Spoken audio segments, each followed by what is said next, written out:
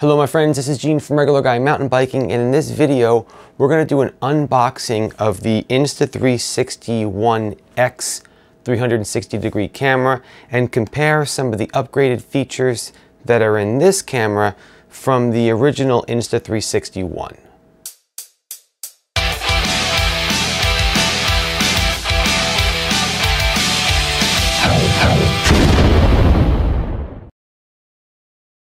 All right, my friends, once again, Gene from Regular Guy Mountain Biking. Thanks for tuning in. Like I said, in this video, we're going to do an unboxing. But what's special about this unboxing is that when we take a look at the Insta360 ONE X, we're going to also see the progression of this camera and the improvements that came with this camera from the original Insta360 ONE, a 360-degree camera that I actually like quite a bit. So we're going to unbox this now, and I'm going to show you where they made some of the improvements, and they're really pretty good. So let's go take a look at that right now. All right, let's open up this box. Take off the cover. All right, the first thing you'll see is your camera. So this is the new Insta360 ONE X. And as I mentioned before, we'll take a look at all the features in this and how it compares to the Insta360 ONE. But for the time being, we're just going to take this and put it to the side for a moment so I can show you everything else that comes in the box. We've got a little bitty box, and this small box has the battery and the bullet time string that you can attach to the bottom of the camera and swing it around to get a pretty cool bullet time effect. So here's your bullet time string, and here is your now interchangeable battery, which is a big improvement from the Insta360 ONE. All right, now let's go and remove this tray, and underneath the tray we've got all kinds of other goodies. First thing we'll take a look at is this small box. This is the connect the camera to your phone box, and inside of here you're going to find 3 cables.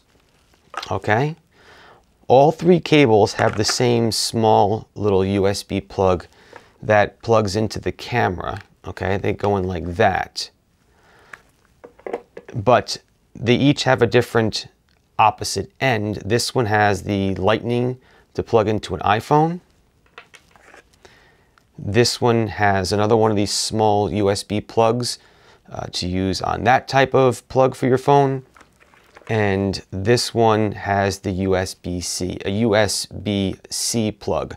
So in the box comes all the wires that I can think of to plug this camera directly into whatever phone you have. And maybe if you have multiple phones that are different types, I've got a USB-C type phone and an iPhone, so I can use this on both without having to do anything special, all in the box.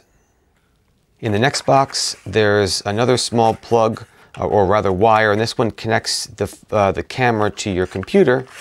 So this has, again, that small USB plug here, all right? And then the larger one that plugs into your computer. In the final box, you've got a pouch, okay? So this is to store your camera in, okay? Travel with it. It has a lanyard that can go around your neck, okay? If you don't want to use the lanyard, you can just unsnap it and take it off. But it's a nice travel case to keep your camera safe. It's all padded, and a good way to keep your camera all protected. Last thing to take a look at is there is some documentation inside of this box. You've got some stickers, manuals, things like that.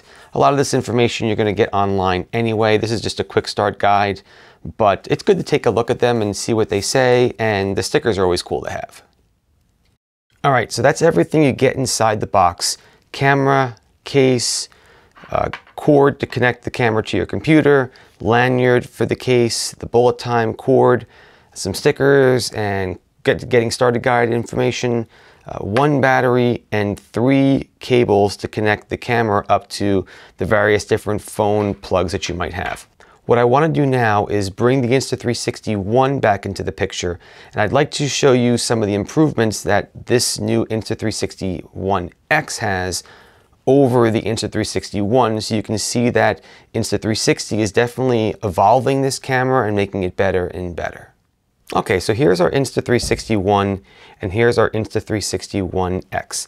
The first thing I want to bring to your attention is the addition of this interchangeable battery. This is a big one.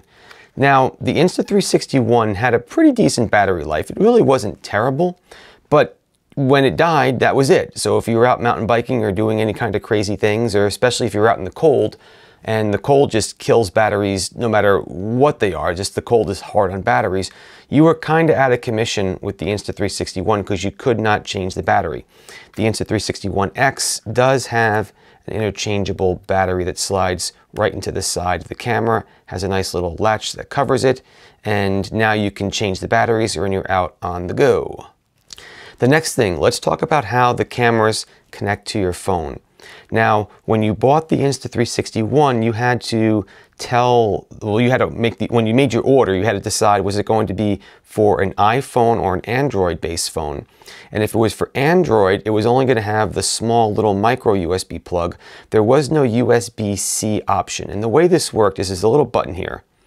And you pull that button, and out came this little stick plug thing, and it would plug into the jack of your phone.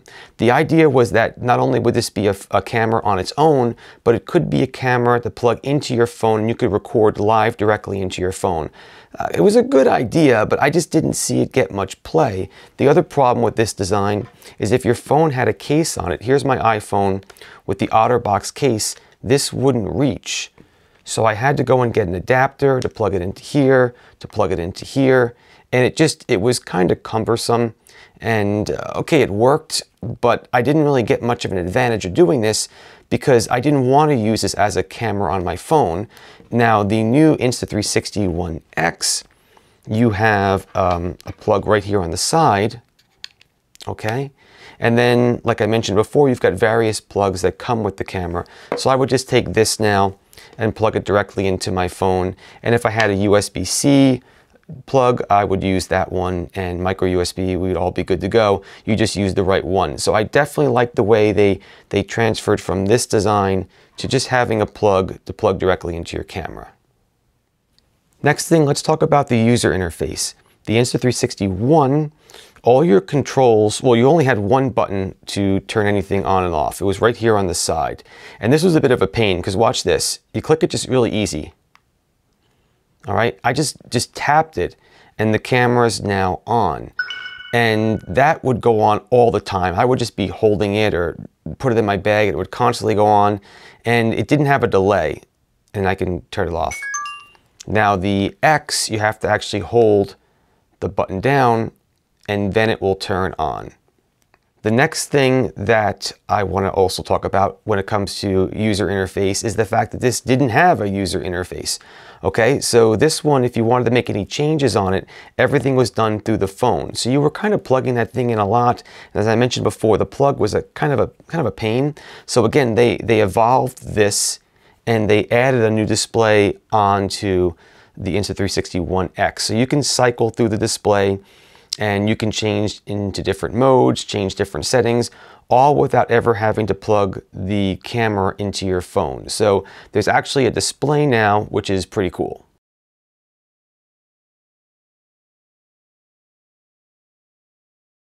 Let's also take a look at the lens design.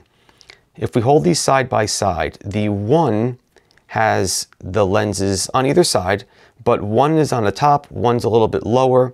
And there was some stitching issues with that. It would work, but not as good as what they did here with the X. The lenses are back to back, which now helps the stitching. It just makes stitching a lot easier, tighter, and it just looks a lot cleaner.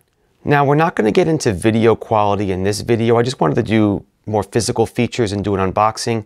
But the Insta360 ONE X does record up to 5.7K. The video quality is going to be much better on this device than the video quality that is on the original Insta360 ONE. All right. Again, not that this camera was bad. I don't want this to sound like I'm picking on the One, because I like this camera a lot. I'll still use this camera. I like this camera. This one got better. And one of the other things that got better with it is the actual video quality. The resolution is just higher with this camera. So that's all the cool stuff that you get with the Insta360 ONE when you pick one up.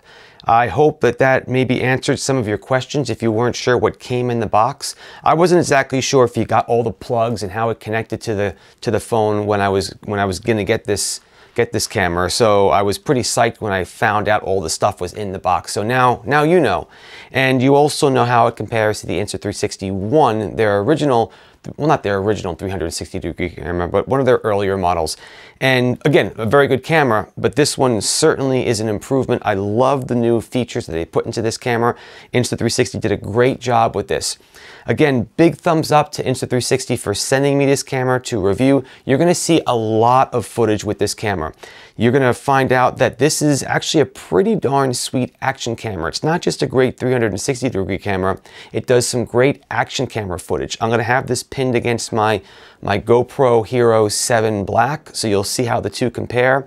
And I'll also be using this with my new Wirelite cable cam that I got in. So stay tuned, man. We've got a lot of cool things coming up on the tech end when we record some of our mountain bike rides. In the meantime, thanks so much for watching. This is Gene from Regular Guy Mountain Biking. Keep the party on the pedals. If you have any questions, just put them down in the description below. I'll be happy to answer them for you as soon as I can.